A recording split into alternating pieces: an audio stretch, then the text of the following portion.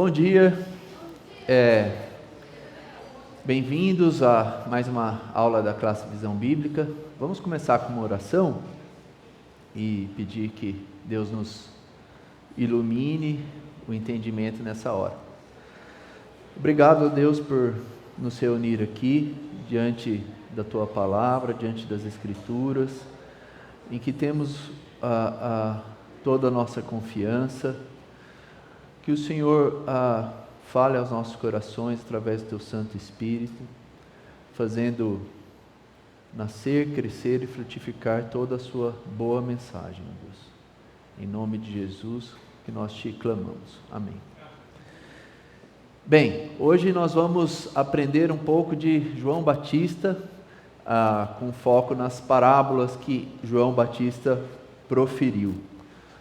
Para a gente começar, uma breve introdução a respeito de quem foi João Batista, e depois nós vamos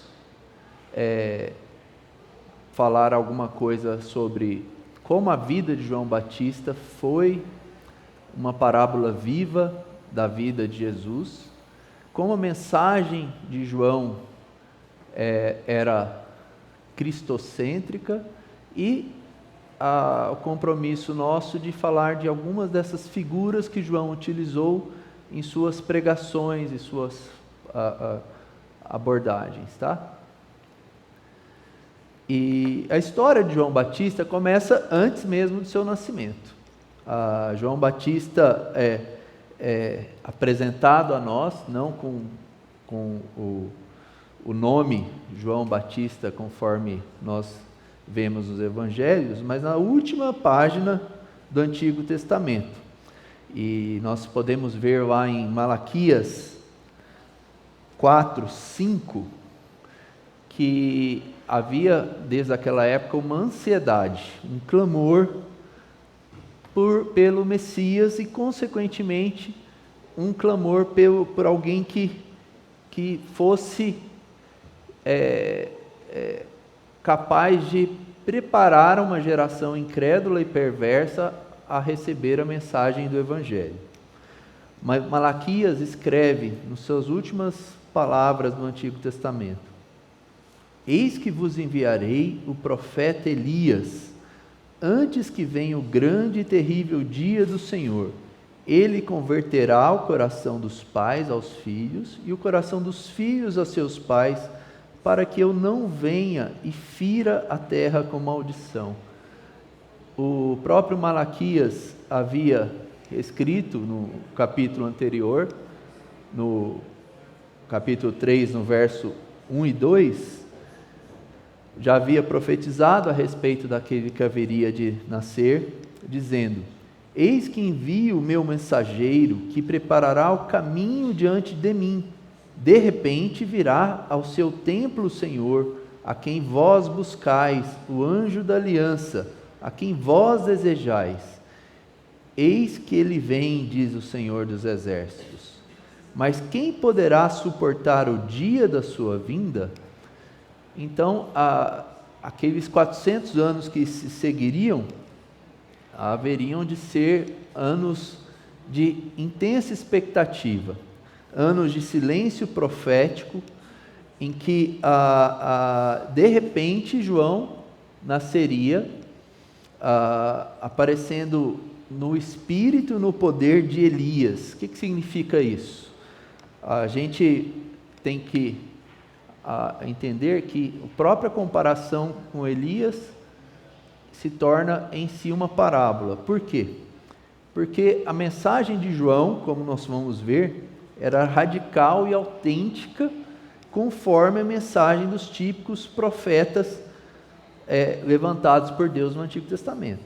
As Escrituras nunca exaltam os seus personagens, mas quando a gente vai estudar e compreender quem foi João Batista, a gente vê que Cristo colou um selo, afixou um selo divino de qualidade em João, né? Olha que interessante. Nós vamos ver lá em Lucas 7, 24 a 28. Vamos abrir lá para nós vermos juntos.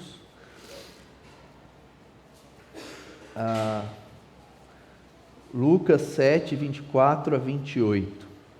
Jesus responde aos discípulos de João e, consequentemente, aos judeus, após ser questionado por João Batista a respeito do seu ministério no momento de fraqueza que João apresentou. E aí ele começa a falar a respeito de quem é João, da sua missão, do seu caráter. Então, nada mais apropriado que a gente ouvir do próprio Jesus, quem foi João Batista. Que saístes a ver no deserto? Um caniço agitado pelo vento? Que saístes a ver? Um homem vestido de roupas finas? Os que se vestem vivem bem, se vestem bem e vivem no luxo, assistem nos palácios dos reis. Sim, que saístes a ver então um profeta? Sim, eu vos digo, e muito mais que um profeta. Este é aquele de quem está escrito: eis aí envio diante da tua face o meu mensageiro, o qual preparará o teu caminho diante de ti. E eu vos digo, entre os nascidos de mulher, ninguém é maior que João, mas o menor do reino de Deus é maior do que ele. O que Jesus está querendo dizer aqui? Jesus está querendo dizer, olha, João vive no deserto, prega no deserto, tem um ministério no ermo, afastado dos palácios reais. Se você for ao deserto, não vai ser por qualquer motivo. Ninguém vai passear no deserto como se estivesse passeando no parque. Então, esse enunciado de Jesus aqui, um caniço agitado pelo vento, ele está sendo irônico. E, por outro lado, ele está também dizendo que saístes a ver um homem vestido bem, cercado de luxo? Também não. Isso não tem lugar no deserto, tem lugar lá no templo de Jerusalém, lá com os sacerdotes. Então, ele está comparando de fato, né, João Batista com os profetas, está, por sua vez, dizendo que João Batista é o cumprimento dessas profecias que nós acabamos de ler. De certa maneira, a gente pode entender que João Batista vive no vínculo entre o Antigo e o Novo Testamento. Ele é o último profeta de todos que nós estudamos, de todos que a Bíblia fala, de todos que escreveram as Escrituras. Ele ele encarna o último profeta e vive como sendo o primeiro evangelista. Esse é o espírito, né, de quem foi João Batista. Então, essa pessoa levantada na transição dos dois testamentos. E João Batista, como precursor de Cristo, ele marcou esse novo período. A lei e os profetas dariam lugar à proclamação das boas novas do Evangelho de Jesus Cristo. Então, João foi quem primeiro apontou para Jesus como o Filho de Deus divinamente encarnado. E aquele Filho de Deus que seria responsável por remover o pecado do mundo. Então,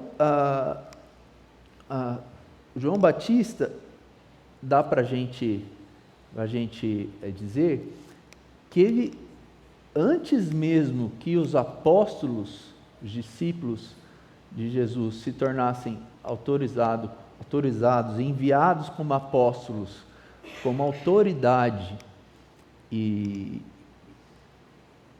para promulgar as doutrinas da fé, falar a respeito do Evangelho, pregar as bases do que seria a igreja cristã, João precedeu, como primeiro evangelista, a todos eles. E eu vou, com os irmãos, dar algumas pinceladas com respeito a esse ministério de que João viveu, né? E, sobretudo, não devemos esquecer, com a aparência de Elias, né? E com o vigor de Elias. Então, essa comparação não é mera coincidência. João vestia vestes de pelos de camelo, conforme está escrito em Mateus 3,4, e um cinto de couro, e sua alimentação era gafanhoto e mel silvestre. Então, uma pessoa completamente diferente de toda aquela pompa, todo aquele glamour que havia no templo de Jerusalém, quando os sacerdotes eram cercados de benesses, né, das ofertas que chegavam no templo, e vestiam roupas de linho fino, né? João Batista foi esse homem que carregou essa marca singular de ter batizado Jesus. Olha só, não é? A gente, quem é pastor, talvez alguma vez pode se orgulhar, de repente, ter batizado alguém que se torna famoso, né? Que se torna um pregador. Agora imagina você batizar o próprio Cristo, não é? Então, a gente imagina que esse homem que Deus levantou é conhecido por batizar Jesus. Ao contrário de gloriar-se nisso, João Batista, quando encontrou Jesus, ele se manifestou extremamente indigno. Nós vamos ver que João não se sentiu digno de levar as sandálias de Jesus Cristo, e anunciava isso e falava a todo mundo. Quando Jesus foi batizado e em visão, em sinal, houve os céus abertos, houve a descida do Espírito Santo sobre o Filho de Deus, João, como participante daquele batismo, sequer foi anunciado pelos céus, né? E havia realmente uma superioridade, né? Um relacionamento entre o Pai, o Filho e o Espírito Santo que, embora João fosse cheio do Espírito Santo desde o ventre materno, ele sequer foi mencionado ali e se sentiu indigno de tudo o que acontecia. Então, isso não impediu João de continuar proclamando a mensagem do Evangelho, conforme nós vamos ver. Bem, em que sentido João se tornou esse homem cuja a vida é uma parábola viva de Jesus? Eu acho que se a gente talvez gastasse um tempinho aqui para meditar nesse slide e nisso que está exposto aí, a gente pode se considerar um sucesso aí a nossa meditação, né? Em que sentido? Eu nunca havia pensado muito a fundo nisso, mas João Batista foi considerado por Jesus, conforme nós já lemos, o maior entre os nascidos de mulher. E que elogio, não? Então, a gente vê que desde o ventre materno, João Batista já estava separado e preparado para ser aquele precursor de Cristo. E Deus agiu na vida de João. E aquele que seria o herdeiro da linha sacerdotal do pai dele, Zacarias, que haveria de ter uma carreira sacerdotal bem encaminhada, por assim dizer, a gente vai ver como o Espírito Santo bagunçou a vida de João. O levou ao deserto, né? Tirou das vestes de linho fino, tirou da comida sacerdotal de carnes sacrificadas de primeira, o fez comer gafanhoto e mel silvestre. Então, eu queria ler com vocês Lucas, abram aí, por favor, para vocês não dormirem, tá? Lucas, capítulo 1, de 13 a 17.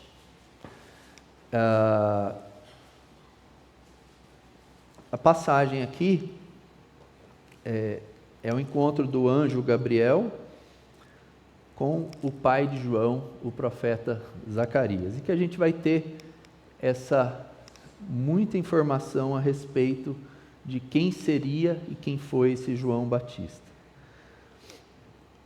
Disse-lhe, porém, o anjo: Zacarias, não temas, porque a sua oração foi ouvida. E Isabel, tua mulher, te dará à luz a um filho, a quem darás o nome de João.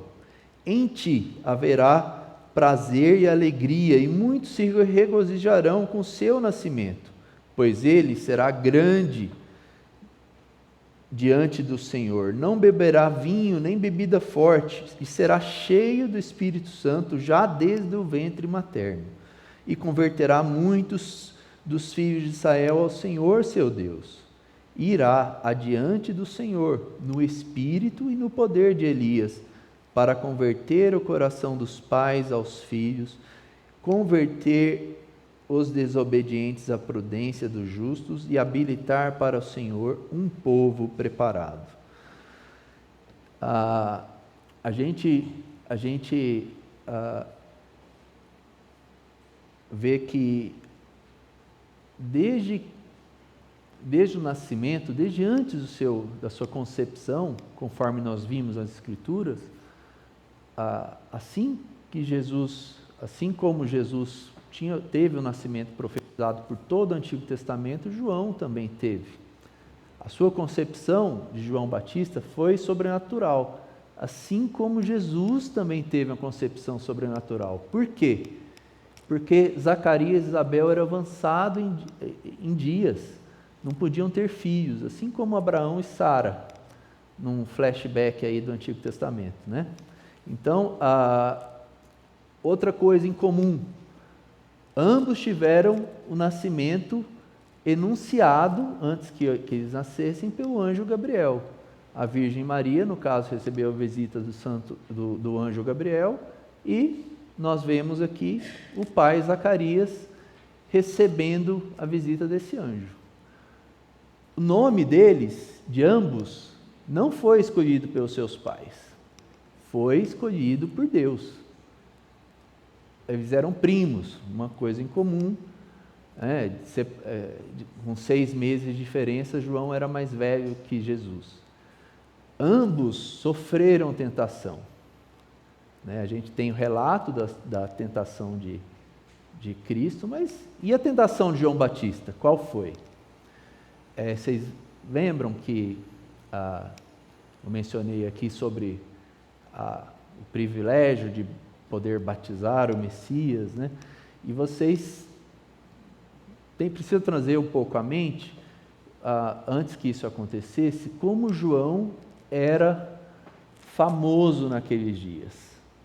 João trazia e conduzia multidões ao deserto.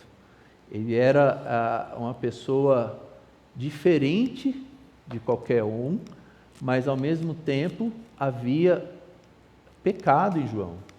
João, muitas vezes, nos relatos do Evangelho, teve que explicar que ele mesmo não era o Messias. As pessoas vinham visitar João quase que instigando: olha, você não é o Messias? Você precisa ser o Messias, não é possível. Ninguém apareceu aqui como você, atraindo essas multidões ao deserto, pregando coisas de outra natureza. Você precisa ser o Messias. E João não se cansava. Em toda a resposta que João dava era Não sou. Mas você, quem que é? Você é Elias? Não sou. Importa que Cristo cresça e que eu diminua. Olha que lição João dá para nós. Não vacilou em nenhum momento. E atraiu multidões ao deserto, conforme eu já falei, e Jesus atraía multidões também, pelas cidades, ao mesmo à beira de lago, nos desertos, em Jerusalém, e ambos foram sucesso no que se refere a ser mobilizadores de multidão.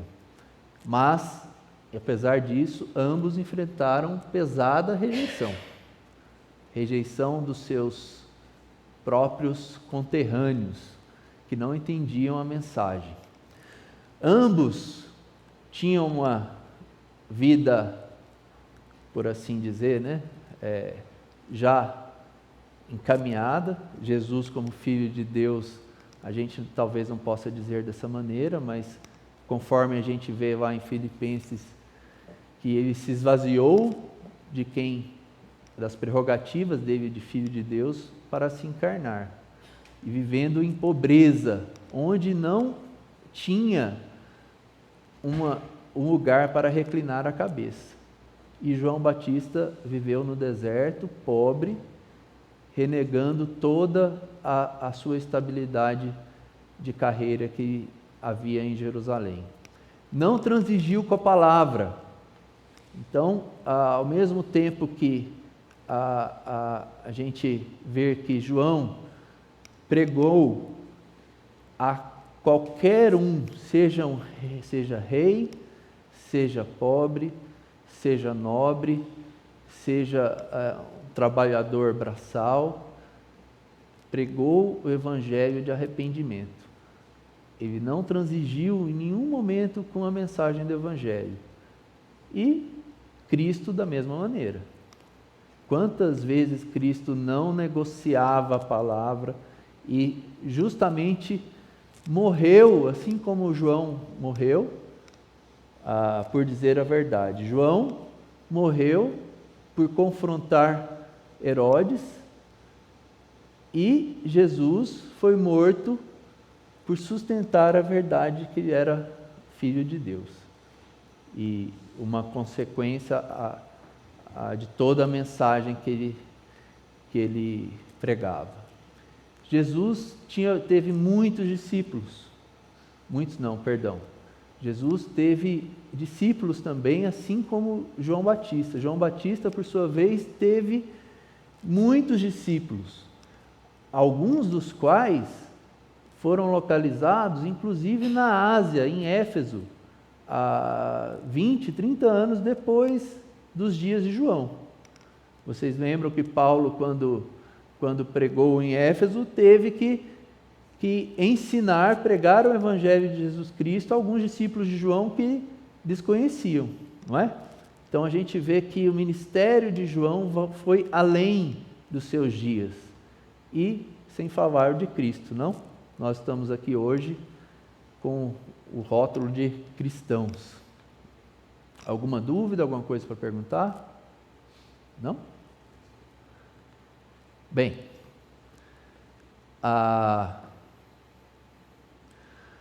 aí a sua mensagem, não vou demorar muito nesse ponto, porque João Batista aparece no deserto pregando o batismo de arrependimento para a remissão de pecados. Os evangelhos, eles não omitem esse ponto, eles são unânimes, né? Que a mensagem de João era confrontadora, era para uma geração incrédula e perversa que precisava saber os seus erros, precisava conhecer onde Deus estava acusando aquela geração. Por quê? Porque para eles estava tudo bem. Para eles tinham os fariseus, tinham os mestres da lei, que cuidavam da interpretação da religião judaica, e para eles não havia um grande problema existencial ali.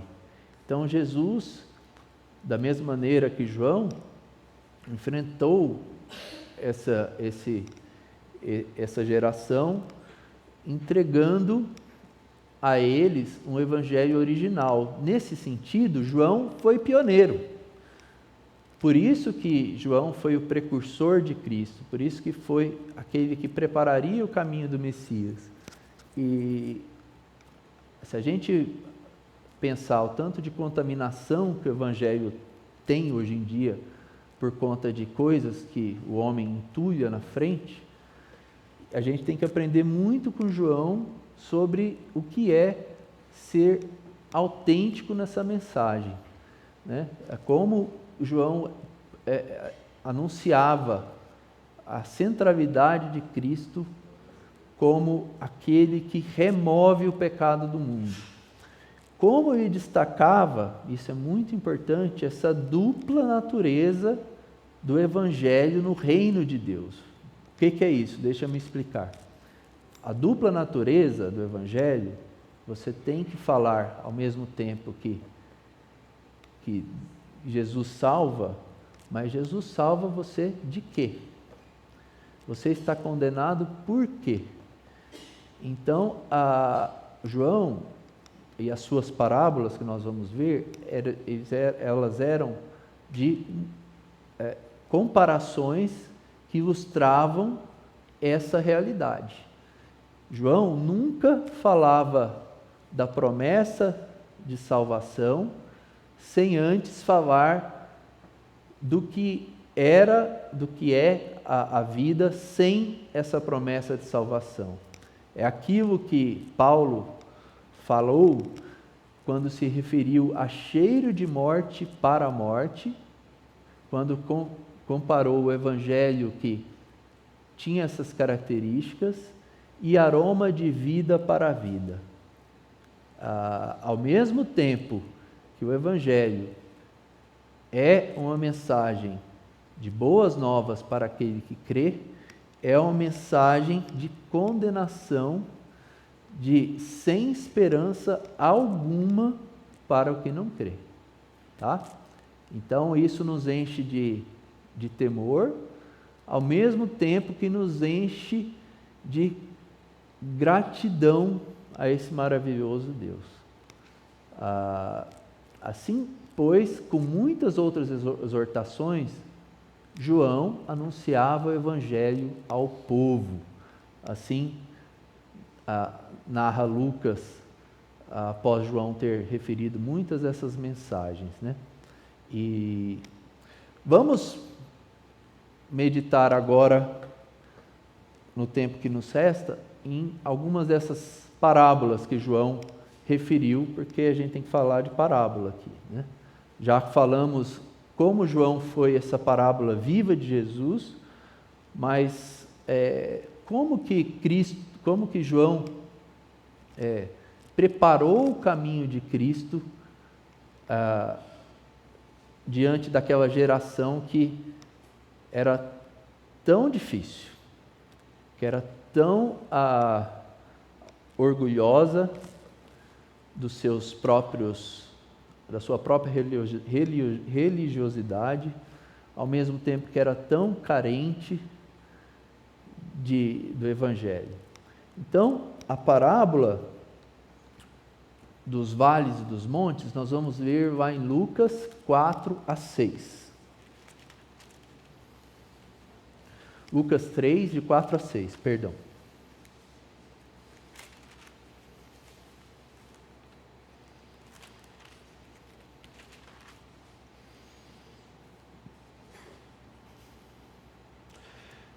É bom a gente destacar que essa parábola, embora esteja aí no rol das nossas parábolas aqui relacionadas a João, não foi necessariamente João que enunciou. João viveu essa parábola, mas é uma parábola, na verdade, inclusive escrita pelo profeta Isaías, tá? Vamos ver. Conforme está escrito no livro das palavras do profeta Isaías. Aí Lucas escreve dos evangelhos é o autor que descreve na íntegra a profecia. Então, por isso que eu me baseei em Lucas aqui. Voz do que clama no deserto, preparai o caminho do Senhor, endireitai as suas veredas. Todo vale será aterrado e nivelados todos os montes e outeiros. Os caminhos tortuosos serão retificados e os cabrosos aplanados. E toda a carne verá a salvação de Deus. A ideia central da parábola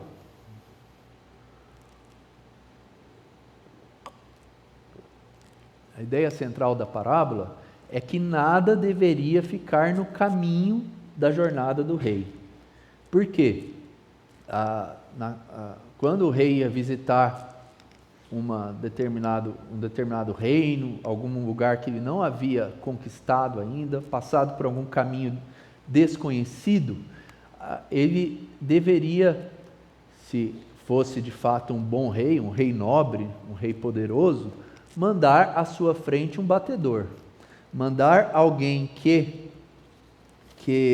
fosse capaz de checar os obstáculos pelo caminho, retificar os caminhos e dizer se havia algum perigo, se o caminho estava seguro, se havia buraco para a carroça do rei não quebrar, não é? Então, isso seria algo básico para a sociedade da época. Por isso que, desde os dias do profeta Isaías, 700 anos antes de Cristo, essa profecia nos ensina que essa preparação do caminho de Jesus seria necessária. Seria necessária porque há muito tempo aquela geração, conforme eu já falei, não ouvia uma repreensão com a autoridade divina que João tinha. Então, a gente, quando se fala em vale aterrado, nivelados montes e outeiros, a gente pode entender que essa figura pode se referir, talvez, ao orgulho dos fariseus que deveriam se submeter à mensagem do Evangelho, seria aos humildes de espírito, de coração abatidos, que receberiam a graça de Deus para ser retificados, né, por assim dizer, para receber a mensagem. Mas eu achei esse ensinamento um tanto fantasioso, né? Pode ser que sim, mas talvez eu tenha que duvidar um pouco da intenção da profecia nesse sentido, né?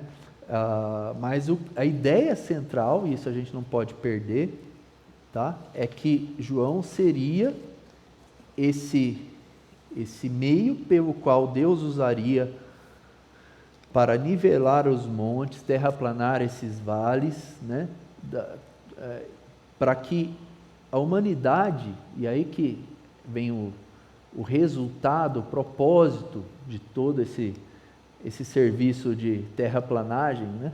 Por assim dizer, que toda a carne visse a salvação do nosso Deus. Até João, o Evangelho estava contido no Antigo Testamento e a revelação estava sob a tutela do povo de Israel.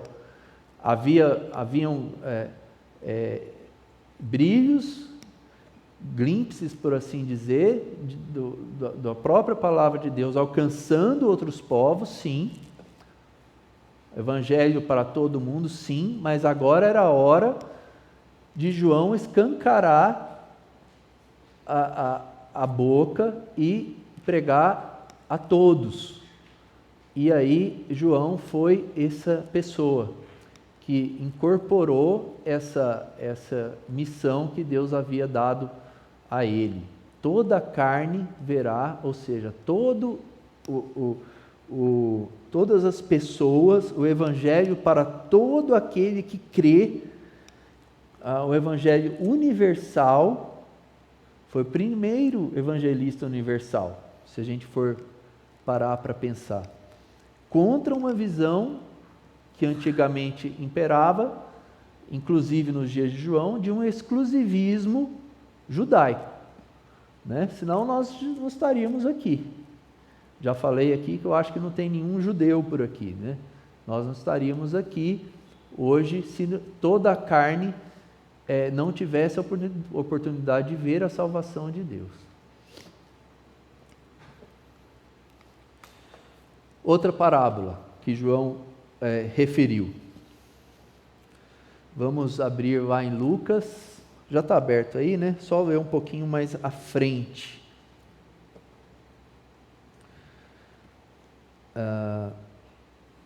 Lucas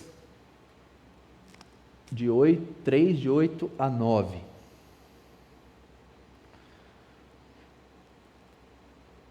No mesmo sequência aí, Lucas escreve: Produzi, pois, frutos dignos de arrependimento, e não comeceis a dizer entre vós mesmos: temos por pai a Abraão, porque eu vos afirmo que destas pedras Deus pode suscitar filhos a Abraão. E também já está posto o machado à raiz das árvores. Toda árvore, pois, que não produz bom fruto, é cortada e lançada ao fogo. Que essa é uma parábola mais fácil de entendimento, né? Em que João estava exortando, conforme a sua mensagem que nós vimos, o arrependimento. E estava confrontando aquela geração que se vangloriava por ter uma ascendência, uma raiz, por assim dizer, em Abraão, e que estava confiando que eles estariam, de certa maneira, protegidos, imunes, não é? Então, a parábola do machado e das árvores é uma parábola que denota que o julgamento de Deus estava vindo, estava com a característica definitiva contra aqueles que eram infrutíferos, que ouviam a palavra e resistiam a ela, e contra aqueles que, da mesma forma, se sentiam privilegiados, cujo a palavra do Evangelho não fazia sentido. Então, vocês imaginem bem, quando a gente pega um machado, a gente não põe o machado na raiz, certo? Você corta o tronco, depois você vai mexer com a raiz. A figura de João é que o machado já está posto à raiz. É uma figura que torna a parábola mais complicadinha um pouco, né? Que mostra que, olha, não vai ter segunda chance, não vai ter nem o toco, conforme a linguagem profética fala, né? Tanto que vai brotar alguma coisa depois, tá? Cristo seria e isso nós vamos ver que a mensagem do Evangelho evolui para esse ponto. Ele quer dizer que Cristo é o machado de Deus. Em que sentido ele é esse machado de Deus, né? Quem não tiver sob a justiça de Cristo vai estar do outro lado como alguém que está réu de Cristo, certo? Então, essa é a dupla natureza do Evangelho. Cristo está autorizado para julgar o mundo, não quando ele veio, Isso nós vemos nas Escrituras inúmeras vezes. Quando ele veio, a primeira vinda de Cristo não foi com essa função. E ele muitas vezes foi tentado a seguir esse caminho. Mas quando Cristo voltar, já não será mais dessa forma. Isso nós vemos em todo o Novo Testamento. A palavra de Deus é esse meio pelo qual Cristo vai estabelecer o juízo, né? A palavra que sai da sua boca, essa palavra essa espada afiada de 2 gumes, conforme nós vemos na profecia em Apocalipse, não é? Outra parábola, que aí eu vou pular com vocês para Mateus 3, 7 e 8. Tudo bem até agora?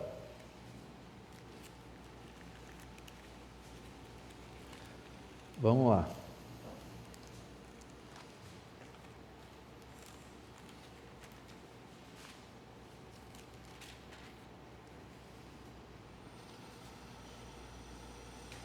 Mateus 3, 7 e 8. Vendo João, porém, que muitos fariseus e saduceus vinham ao batismo, disse-lhes: raça de víboras, quem vos induziu a fugir da ira vindoura? Produzi, pois, frutos dignos de arrependimento. Então, o que significa essa parábola? O que João Batista estava querendo dizer com raça de víboras? Né? Talvez a gente for meditar sobre a palavra raça, vem à nossa cabeça o status de Israel como povo separado de Deus, enquanto eles foram escolhidos, designados para isso, né? Então, assim, raça era essa condição de uma preparação exclusiva. Talvez essa figura seja melhor entendida quando a gente pensa na palavra de que Pedro deu, né, assim, nas suas cartas, quando falou que raça eleita, sacerdócio real, nação santa, não é? Então, havia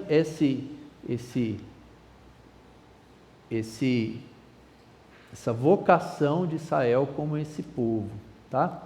Agora, quando ele mistura raça, designando que essa raça de víboras, aí o negócio começa a mudar de figura.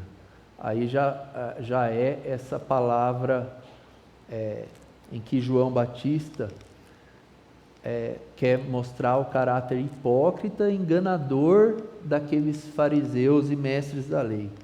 E existe essa comparação, não é por acaso. Se a gente for considerar que uma víbora, por mais que você tenha intimidade com ela, você nunca pode confiar, não é? Não sei se tem algum criador de cobra aí, mas volta e meia, quem cria cobra toma uma picada. E exatamente o que Cristo sofreu. Cristo, de certa maneira, sofreu uma injeção, uma boa medida dessa peçonha dessas víboras, que enquanto ele se retirava, se reuniam para planejar sua morte e sua crucificação. Então, desde a época de João já expunha a panos claros o caráter dos fariseus e mestres da lei. E quando ele fala aí no verso 8,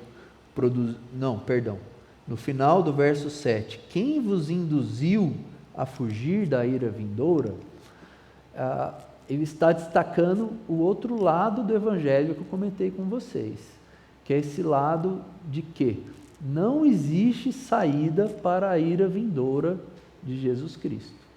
Não existe como você ter uma chance fora de Cristo para essa ira vindoura, né?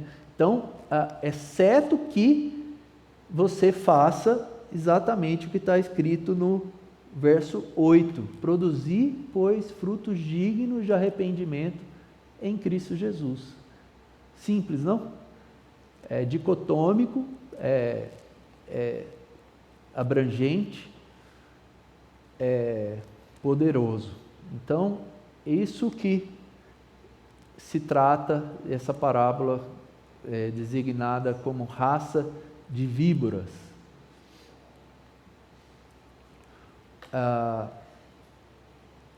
Outra parábola que João enunciou, essa é um pouquinho mais longa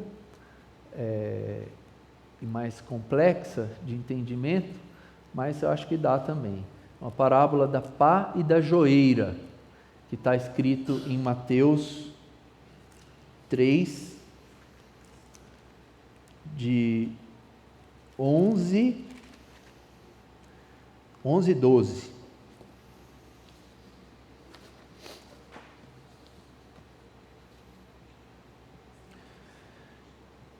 Vamos ver. Eu vos batizo com água para arrependimento, mas aquele que vem depois de mim é mais poderoso do que eu, cujas sandálias não sou digno de levar. Ele vos batizará com Espírito Santo e com fogo. A sua pá ele a tem na mão, e limpará completamente a sua eira. Recolherá o seu trigo no celeiro, mas queimará a palha em fogo inextinguível. Que enunciado, não? Essa é a parábola da pá e da joeira. O que é joeira? É uma figura incomum para nós hoje em dia, né? Muitos judeus daquela época, isso não teria conflito nenhum no Antigo Oriente, entenderiam isso como uma figura do dia a dia que Jesus estava dizendo, que João, perdão, estava propondo, né? Parábolas de ceifeiros joeirando o trigo. Joeirar é você pegar uma pilha de grãos, no caso aí, depois da colheita do trigo havia grãos e palha, e você com a pá jogar contra o vento, bem alto, e aí o vento leva a palha, que cai num outro lugar, e o grão que é pesado cai no mesmo lugar. Essa é a maneira pela qual se joeirava, esse verbo joeirar.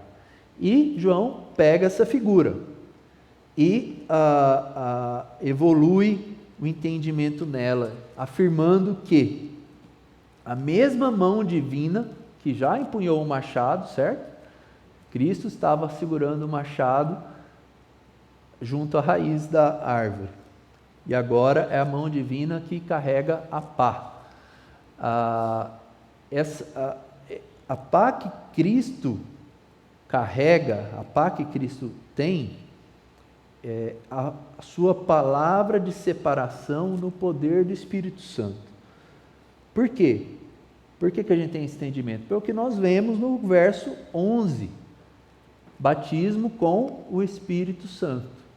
Então, como que Cristo vai separar o joio do trigo, por assim dizer? Através do Espírito Santo, que é exatamente o que nós vemos aqui no 11. João vinha batizando com água, era um sinal, mas não era suficiente, como não é hoje também. Também continua sendo insuficiente. É um sinal. Mas o que Cristo faria era limpar a sua eira e limpá-la completamente, a afirmação de João aqui. O que precisa ser limpado? É, nos dias de João, o Israel que o ouvia, é o Israel étnico, né? O Israel povo de Deus ali na Palestina. E também a nós hoje é a igreja. Não se enganem, nós precisamos de purificação também. A igreja ainda não é um projeto limpo de impurezas, não é? Então, essa figura que João traz é uma figura que guarda o trigo recolhido nesse processo de joeiragem em celeiros. Esse celeiro definitivo que nós temos, onde não mais haverá impureza, é o novo céu e a nova terra, né? É onde nós realmente vemos que não haverá mais processo de joeiragem. A joeiragem acabou. Você não será mais lançado para o alto, para cima, para baixo, para se ver livre da palha do pecado. E por quê? Porque lá está escrito em Apocalipse 21, 27, que no novo céu e na nova terra não entrará coisa alguma impura. E esse batismo com o Espírito Santo de que fala João a respeito de Jesus, que o torna poderoso para isso, é o que transforma a semente ruim em trigo. É o novo nascimento que se processa em quem recebe de fato o Espírito Santo, quando crê em Cristo. E a figura de fogo inextinguível que nós vemos aqui no final, o local onde a palha será queimada, é esse batismo de fogo. Muitas vezes a gente lê o texto, né, e parece que Jesus vai batizar com o Espírito Santo, certo? E vai dar um foguinho a mais para você ser o crente avivado, não é? Então, mas não, são dois batismos diferentes. Pela leitura aqui, tem o batismo com o Espírito Santo, e isso em si é o suficiente. E tem o batismo com fogo. Não peça para Cristo te batizar com fogo, meu irmão, porque senão vai ser ajuntado na palha, tá? Então, as figuras são duplas, são abrangentes e são fortes. É uma parábola clássica de João Batista, que pregou naqueles dias. A palavra de Cristo, um texto que está em João 15, que Jesus depois falou, né? Vocês já estão limpos por causa da palavra que vos tenho falado. É uma comparação, é um sinônimo do que é essa pá em atividade na joeira. Parábola do cordeiro e do seu fardo. Está chegando no fim, hein? Nós vamos lá para João 1, 29 e 30.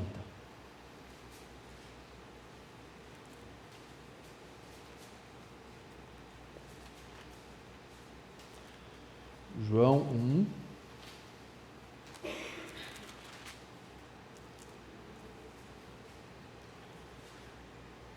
29 e 30. No dia seguinte, viu João a Jesus que vinha para ele e disse: Eis o Cordeiro de Deus que tira o pecado do mundo. É este a favor de quem eu disse: após mim vem um varão que tem a primazia, porque já existia antes de mim. eu mesmo não o conhecia, mas a fim de que ele fosse manifestado a Israel, vim por isso batizando com água.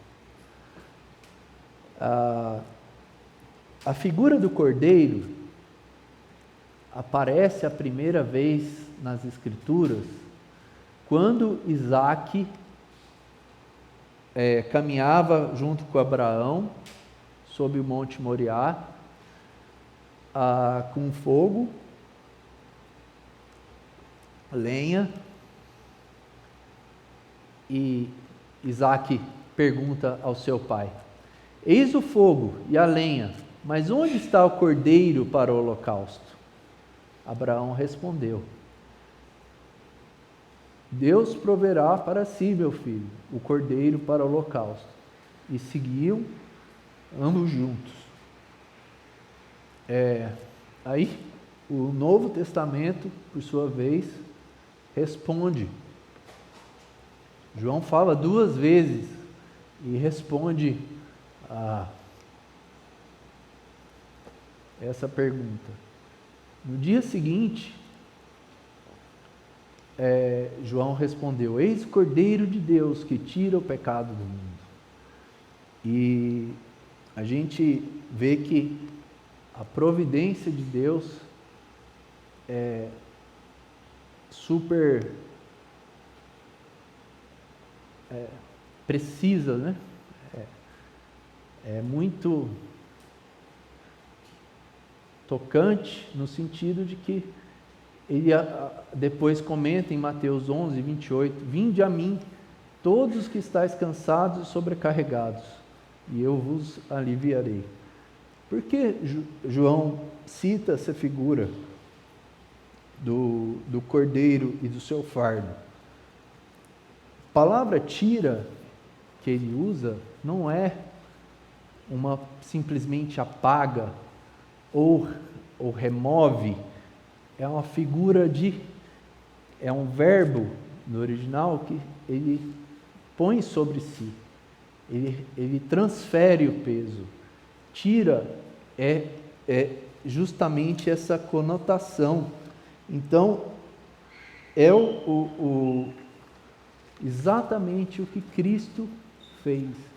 E essa parábola ilustra de muitas formas, e talvez da forma principal, como João foi essa pessoa preparada por Deus que vincula o Antigo com o Novo Testamento de maneira definitiva, de maneira inseparável. Nesse sentido, nós chegamos na última parábola, em que João vai falar a respeito do noivo e do seu amigo.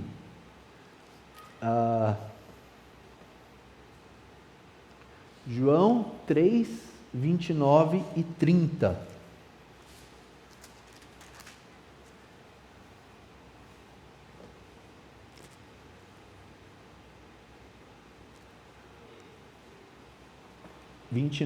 e 30.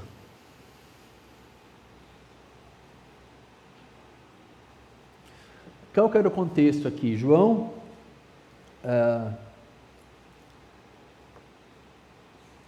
tinha alguns discípulos e um judeu, de repente um fariseu talvez, levantou uma contenda com respeito a Jesus andar batizando no lugar ou concorrendo com João. Esse era o drama, era outra tentação para de repente João falar: poxa, mas eu que sou quem foi separado por Deus para batizar, o que Jesus anda batizando? Não é? O que Jesus tem que fazer? Batismo também? Não é? Olha a sutileza do drama que se impôs diante de João. E aí João responde com a sabedoria dada dos céus.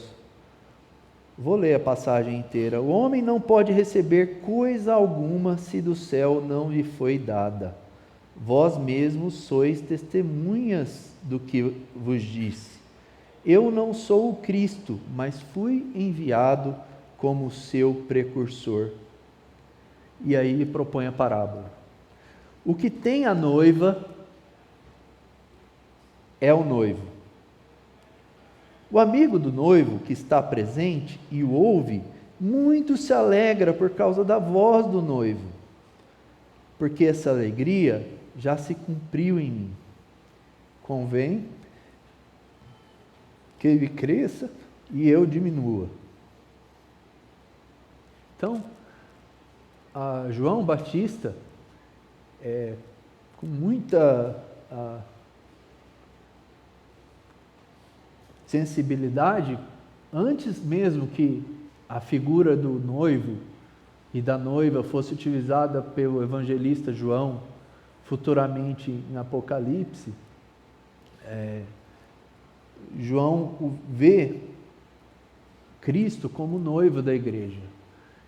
E João vê o noivo como aquele que tem a primazia, que tem a posse da igreja como sua noiva. E há muito tempo antes que houvesse mesmo a citação da noiva de Cristo surgindo dos céus na visão que João o evangelista teve depois, tá?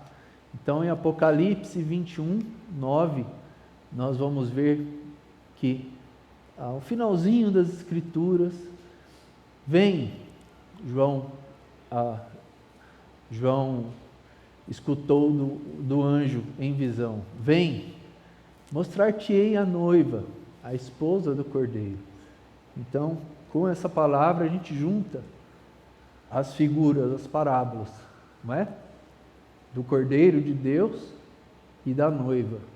E com essa palavra a gente entende a alegria de João Batista, que ao contrário do que estava proposto a ele, de ficar ressentido, de ficar invejoso, de talvez considerar que ele ficou sem um papel, de se alegrar em Cristo e ver o projeto de Cristo se cumprindo nele. É exatamente isso que ele fala. Que Deus nos abençoe e nos ajude. Pai, nós te adoramos e te pedimos, ó Deus, que o Senhor faça frutificar essa mensagem em nossos corações. Em nome de Jesus, amém. Bom domingo.